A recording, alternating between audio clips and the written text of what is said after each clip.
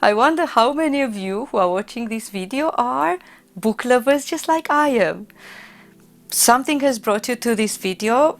YouTube thought that you will find it relevant, whether the title, words that I'm using in it, words that I've used in the description. If you're already subscribed to my channel, thank you so much for sticking with me on this journey. And there are chances that you are a book lover just like I am.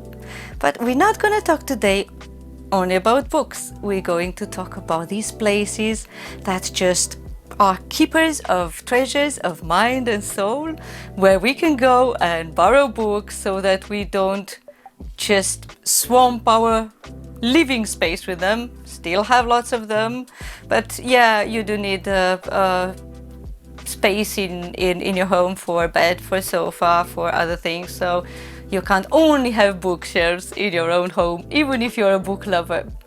I digress, but this vlog today will be about my local library in the town where I live now. When I returned to the channel after a biggish gap due to life and work circumstances, I did mention that I was going to, or maybe I had already joined the local library. I can't remember. I will link it below. I have filmed the bulk of the footage that you're going to watch today a couple of weeks ago, and it's all going to be a bit of a surprise. Something that I have never done before. I've borrowed books from a library, but I had never had the opportunity to do what you will see in today's vlog. Now, sadly, in the last 5 years, at least in the UK, there has been a wave of local authorities closing down libraries, which is completely unjustified in my view, but that is a topic for another time, to which we will return to. Welcome to my channel.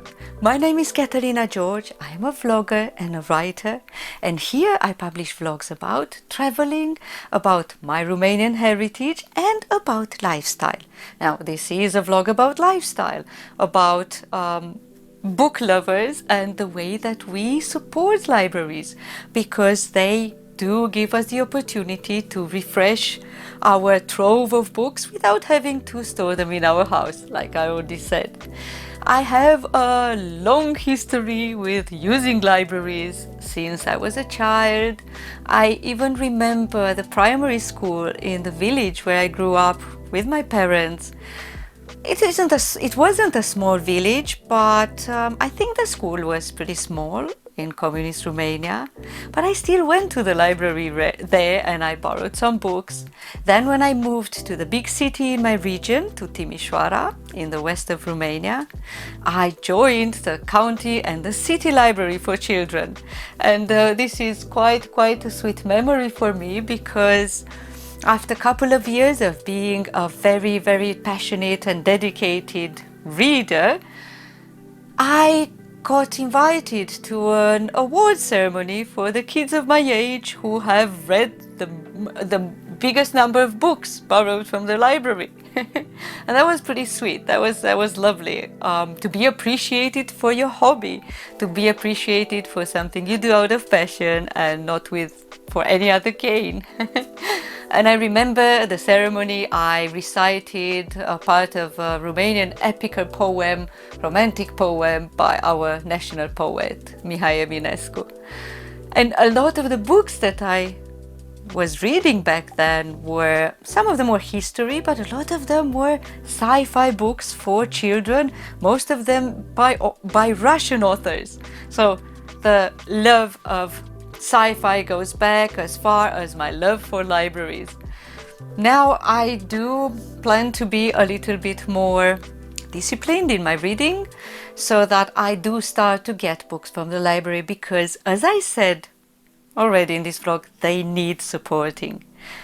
Well, are you ready now to go with me to my local library in Leicestershire? Oh, and by the way, before I show you what I filmed previously at my local library with a library staff member as well, I'm dressed like this today because I'm actually about to go out with a colleague from work for dinner and movie. I will watch Morbius on the last week it's showing in cinemas in the UK, or at least it seems like it's the last week, because there is only one showing this week, I think, or today. Never mind, I've got a dash, but I hope you'll stick with this vlog because I have lots of really nice footage to show you. I am now here at my local library to film this unpacking vlog, which is a first for me as well. It probably is a first for you who are watching this vlog. I am with Victoria, who works for Leicestershire Libraries.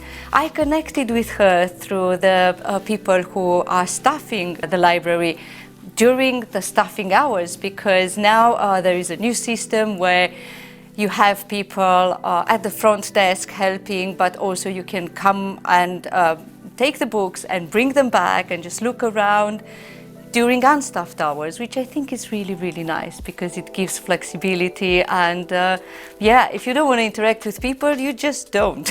You just interact with the books that you love.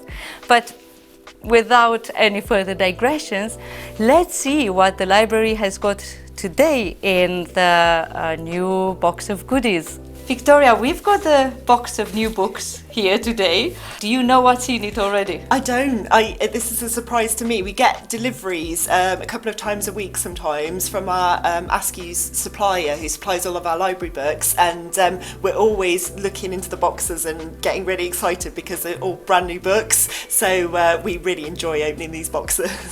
Do you request these books, or is just the supplier suggesting them by I don't know, genres or authors types, or like, how does it work? So what happens is that our supplier actually fills up trolleys with books for us based on a specification that we write in Leicestershire Libraries. Okay. And then the librarians like myself, we go through those trolleys and make sure that those are the books that we want and that we're supplying the right books for our libraries. And we continually kind of review that and talk to our supplier about it. But if somebody wants a book in the library, we might already have it, we might not, but whether or not we do, they'll need to pay £1, just a nominal fee, so that we can get that book across from a different library or purchase that book for them, for the library. Oh, that's great, because obviously there are a lot of different libraries across Leicestershire, so it might not be in my local town here, but it might be with another one. But I have to say that I have seen, when I came to the library here for the first time, I have seen some of my favorite authors, such as Margaret Atwood, such as, I don't know, Elif Shafak. I've seen them on the shelves. I've seen like thriller authors that are really big names. So yeah, I've already seen that the libraries are well supplied. But let's see what's in this box then. I know, it could be anything. It could be fiction, non-fiction, biographies. So they all get mixed up together in these boxes. I need my glasses because otherwise I can only see shapes. Let's have a check. I'm just going to get the tape on here. Yeah, let's see. There we go. All right. Oh, thank you. No problem. Right then. Would you like to pull one out first, or shall I? Yeah, let me see. Oh, it's very colourful. Oh God, yeah. Do you know what? That's a coincidence. That's one of my favorite women authors, which is Elif Shafak.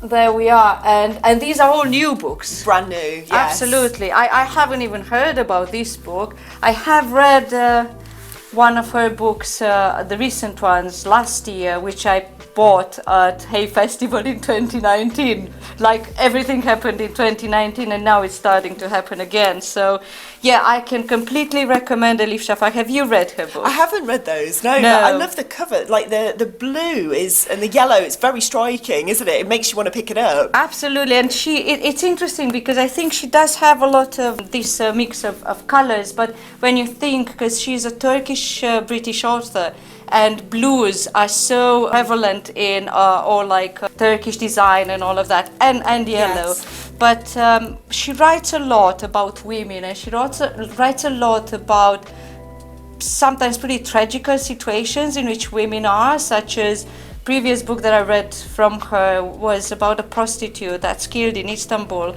and she ends up in the cemetery of the graveyard of friendless people, because nobody claims her body. Yes. But she does have friends. Friends couldn't actually claim her body. But so you have this tragic side of things, but then you have the glimmer of light, which is their friendship, and how that see. her friends don't give up on her. Yes. And obviously her groups of friends is like, you know, in that very traditional world is like the misfits, you know, a trans person, a singer in a nightclub, her, you know, who's a prostitute, and yeah, and you have these really strong bonds between people that, Yeah. you know, beyond all tragedy, that's what stands out, and that's what remains. Yes, yeah. I find that idea of like outcasts getting together and forming like a culture, it's really interesting, isn't it? And how that bond of friendship kind of bonds them together even through all their trials. Exactly, and that's what remains. And you know, although there's a lot of sadness in her books, there's also this glimmer of hope and joy. Yes, So I yeah. completely recommend it. Oh, that sounds great. Let's see what else we've got What there. else have we got? Oh, let's see. I'm gonna choose a bit of a classic.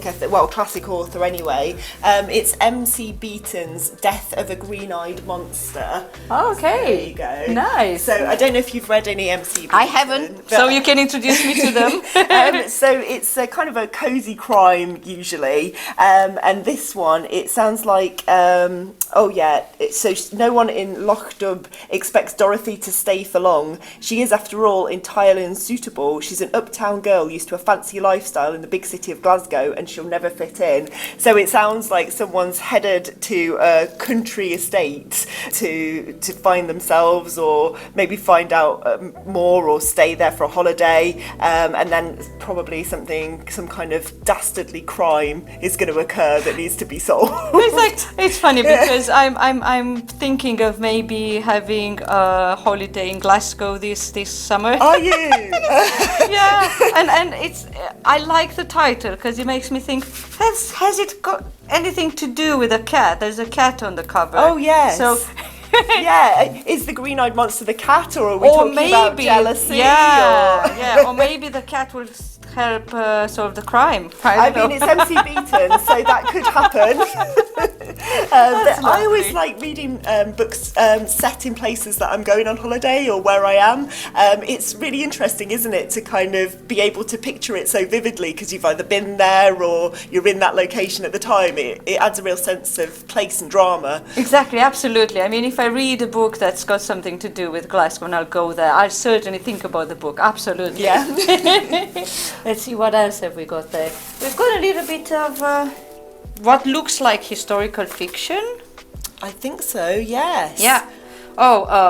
And from an author that has sold over 3 million books worldwide, which is impressive. Alison Weir's actually visited the library and talked about her books. And what's really strange, another weird coincidence, this morning on the way to work, I was listening to Six the Musical in the car. I don't know if you've heard of it, but it's about the Six Wives of Henry VIII. And this one's about Catherine Parr, who's the surviving wife. So yes, the one who got away, the one the lucky one, actually. So the book is, out of the Six to the Queen series, and it's about Catherine Parr, the sixth wife. Yeah. Yes. Well, 6 was a lucky number in this case. it seems, but you're just telling me about the musical. I had no idea, but I would really want to watch a musical like that. Oh, it's so fun. It's like a pop group of the Tudor wives, and it's called Six, and each of them sings a song about how much they suffered during their lives in order to kind of win a fake competition. So it's very silly.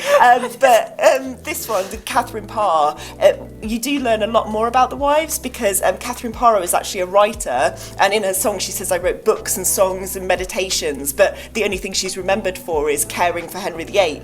So it's kind of got that feminist message. Absolutely. Right, let's see what else we've got in there then. Still quite a full box. Oh, absolutely.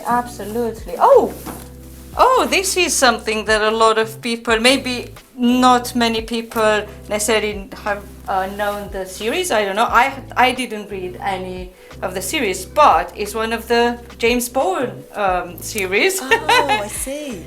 And it is most probably the latest, The Bourne Treachery. There it is. Well, now that I know about the series, I might be tempted to read the books because I liked the movies. Yes, very action-packed, aren't they? Yeah, and this is again really quite funny, but I've just been to Berlin. Oh. And Bourne does end up in Berlin at some point. Just being in Berlin around the streets, we did hear it might have been the ambulance or the police car, but they have quite the same tune in the sound, and it's a lot more high pitched than here in the UK. And that's one sound that I remember from Bourne movies.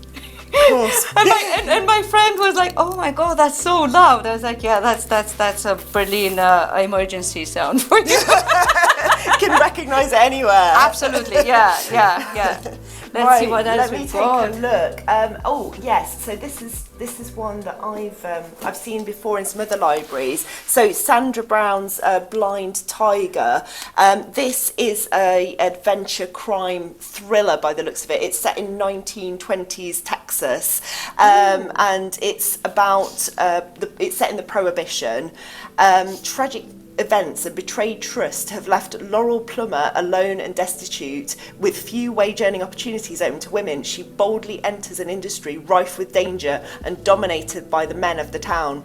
Her success comes at a cost when her cutthroat competitors resort to violence. Now Deputy Sheriff Thatcher is powerless to defend Laurel as they find themselves on opposite sides of the Moonshine War, where blood flows freely as whiskey. So that sounds like it would definitely keep you reading. Absolutely. I mean, there's so many elements to it. You have the prohibition, you Yes. have a woman in strife, she's struggling, but that again made me think of a whole generation in the US where women were housewives and the men were the main earners. And I have personally met, when I was in the US as an au pair, I have personally come across some really tragic stories of women who were, divorced and they had nothing. They didn't know a profession. They were really, really desperate. And I did know a success story as well of a woman who later in life educated herself, became Yes. a nurse, and she became like a team leader. But yeah, women who were maybe trapped in a marriage and they didn't have any professional background. It was really, really tough for them. It's not so long ago, really, is it? Jesus, as well? it's- yeah. So recent in history, you don't realise, and then things like this kind of bring it home that was a reality in those times. So that's most probably quite an interesting, captivating reading, and with some lessons as well. Yes. That's it. What else? What is that? Oh, it's looking like another historical. Another, I think. The Royal Secret, by Andrew Taylor, the #1 best-selling author of The Ashes of London. I love the cover of this. London, 1670, an intrigue so dangerous it could rip England apart. I do like that. I do like the old-style print. Yes. Yeah. Like something you'd see in the front of a book about ships or Oh yeah, exactly, merchants or something like that. Exactly. I'd be interested in this one as well. And there's a little bit of a summary here on the back, which says, it's winter in London, 1670. Inside a snow-patched house, 2 young girls plot a murder by witchcraft. Oh my God! Oh, that's so dramatic. Yeah. Soon afterwards, a government cleric dies painfully in sinister circumstances. Okay, that has some really nice elements to it as well. Sounds great. Yeah, I love the way that books can kind of take us to any point in time, Absolutely. any place. Oh, it's Absolutely. just amazing. Now I think we've got something a bit more non-fiction here. So Alright. I have actually read this book before. It's called Lemn Sissay. It's by Lemn Sissay, and it's called My Name Is Why, and it's about, as I recall, a young black boy growing up in foster care and how they removed his identity as a child from being black and how that affected him throughout his life.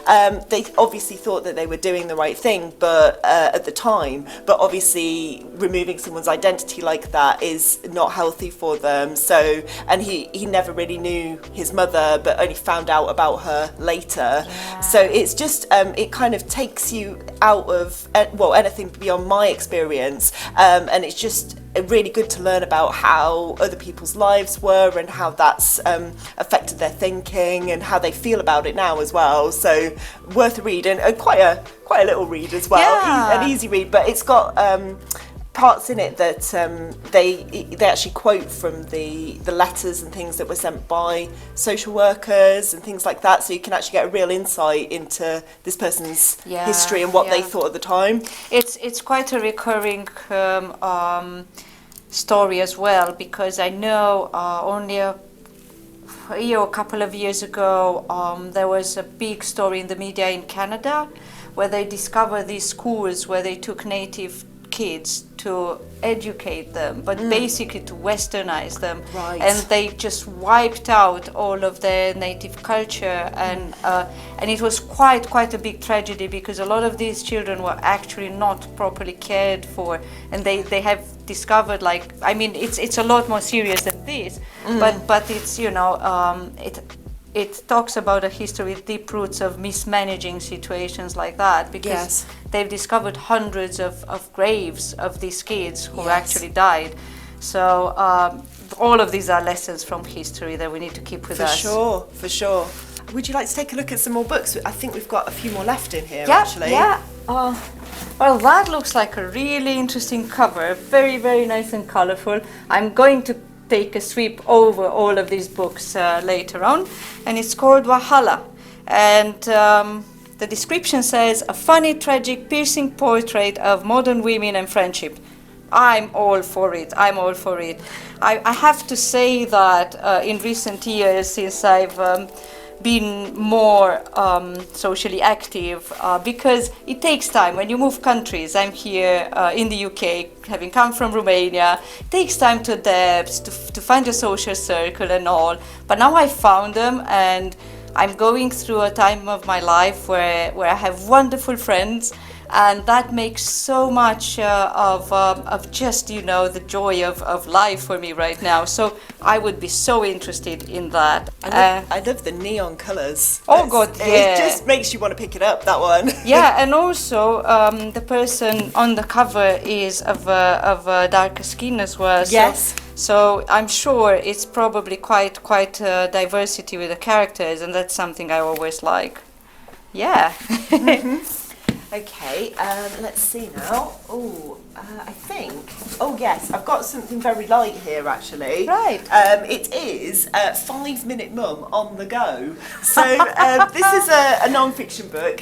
So it's about, from what I can tell, it's if you're going on a holiday, a car journey, special occasion, how to keep your kids entertained, games and fun that you can have, easy things that you can do to make those little kind of trials where you might have to get the kids out and doing more fun for everybody and not a massive screaming match. That might come very handy for people this summer. Yes. Because we've been after 2 years now of restrictions and people not being able to travel, and I remember us talking, myself and my friends, about how certain things you feel like you've been de-skilled.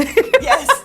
So yeah, that's a book for families who plan to travel with their kids this summer. I mean, my 5-minute tip is get yourself a children's talking book from the library, put it on in the car. That's it. Everyone's entertained. Absolutely, yes. Absolutely. 9 Lives, another really nice cover, and I like the subtlety, because there's an envelope on the cover with a droplet of blood there, and this is just so subtle. It catches your eye with the simplicity, and then it makes you think more. So I guess it's a thriller again. If you're on the list, you're marked for death. Oh my goodness. Yeah. So and the quotes about the book on the back say so beautifully written, so gripping, so perfect. And the last line, so clever. Don't read the last line first. No, don't do what I do and open the back of the book. I don't do it, because I know some of the best books I've read was so enhanced by the ending. So Yes. yeah, Yeah. yeah. Even that line on the front, it makes it feel personal, doesn't it? Oh, some brilliant books today. Yeah, it's Let's a really good see, stash. Let's see. Now this one is Kate Ellis, The Stone Chamber. So I think we might have another crime novel here. Yes, it's got the crime label on the side. We tend to shelve our crime separately in the library, so it's easy to find. That's helpful.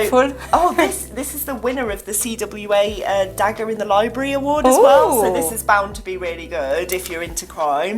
On a summer evening, Robert and Greta Gardner are shot dead in their home in the Devonshire countryside. DI Wesley Peterson suspects the execution-style murders might be linked to Robert's past police career until Robert's name is found on a list of people who've been sent tickets anonymously for a tour of Darkhole Grange, a former asylum on Dartmoor. Oh my god, that sounds so There's good. so much going on there, Yeah. isn't it? It's like the setup for a horror film, that one. It's Absolutely, and Dartmoor, which is so beautiful, but if you, So I've been there once, and I have to say, when I've been there, it was in between, like typical British weather, bit of sunshine, a bit of clouds, but when it's overcast and dark, it is. I mean, you could think, yes, very gloomy, menacing, raw. Yeah. No, that would probably work perfectly. It's quite gothic in a way, isn't it? Absolutely, and actually the cover does tend to gothic as well, because you have these old walls and all. Yeah, and the dark colors. I think we've only got 2 more books. Should we pick one each? Yes, let's do it. Right. You go first. I got this one, which is, it looks like either fantasy or no. This is historical fiction, but this is ancient Rome, the ancient Roman Empire, I see. and it is in Pompeii, and it is the Mount Etna. In the shadow of Mount Etna, a brutal rebellion is about to erupt. The burning road, and of course, I'm looking at the back cover. In the shadow of Mount Etna, slaves are rising up. As the rebel leader declares Sicily the new land of the free, men and women are slaughtered, and cities across the island are sacked and burned. Maybe the volcano is going to do something as well. Oh, it's got a really epic feel to it, that one, hasn't it? Absolutely. Even from that blurb. Yeah, I love historical fiction, so I'd probably be really interested in that. Right, I think this is our last one now in this box. So this is Ali Smith's companion piece. I've got some colleagues who really enjoy reading Ali Smith. We tend to put on Twitter and Facebook about once every 2 months we'll put up what we've been reading as librarians. So it's always one of our most popular social media posts. Well, I would be interested though what people in the industry read as well. Yes, yeah, it really appeals. So a story is never an answer. A story is always a question. Oh, lovely. I think I agree with that. Here we are in extraordinary times. Is this history? What happens when we cease to trust governments, the media and each other? What have we lost? What stays with us? What does it take to unlock our future? Following on from her astonishing seasonal quartet, Ali Smith again lights the way for us through the nightmarish now in a vital celebration of companionship in all its forms. It's from that cover, I would not expect such a philosophical book. It's a little bit of a surprise, isn't it? When you see that, and then you read this, it kind of defies your expectations and makes you want to know what's going on behind that. I think my expectation from what I've heard and seen in this book is that the author might be talking, but that's completely my assumption, might be talking about really heavy stuff, but again with a soft touch, with subtlety. Yes. Which is the case of Elif Shafak as well, and yes. that's such a mix that you do see quite a lot, I think, in women written literature, and which I think is absolutely perfect. Well, we've got an amazing selection here. Just opening just one new box of books, I think we've delved into so much, haven't we? Absolutely. And I think this really illustrates, like, when you come in a library, these are all the worlds that you can travel to, all the issues that you can delve into, and it's yours for the taking when you've got a library card. Absolutely. I mean, all I can say is that I can't wait to start reading these books because, or at least some of them, because I'm a big book lover, but there's only this much you can store in a flat. Yes. Or even a house. You know, Yes. there comes a time when you're like, even just the effort of having to clean all of your shelves. It might be less hassle to just go to the library, pick up a book and bring it back. If you're a fan of Marie Kondo, it's ideal, isn't it? Although I know she did say that thing about, you know, you should only have, what was it, 4 or 6 books in your house. No, that's extreme. No, that's I can't extreme. manage that.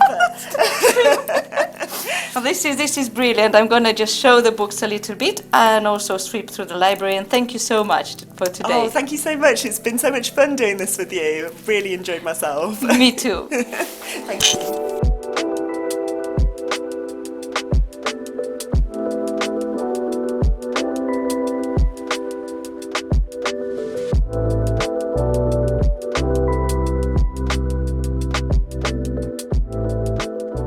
Ever since I've joined my local library here in the new place where I live, I've been meaning to do this vlog about libraries. There have been such amazing places throughout my life, and I do hope that I can inspire you as well to look into joining your local library. It doesn't have to be in Leicestershire, of course. Not everybody lives in Leicestershire who watches my vlogs, I am sure. Just go and see what's on offer. Just think about what you can get out of the library, whether it is you love fiction, you love non-fiction. A lot of the libraries around have events or groups that you can join, meet people, socialize. Or, as I said, if you don't want any of that and you just want the books, now they have an automated system with hours that are not stuffed, so you don't even have to talk to somebody if you don't want to. Now, I hope that you enjoyed this vlog. I might do similar in the future. Let me know what you thought about it in comments below.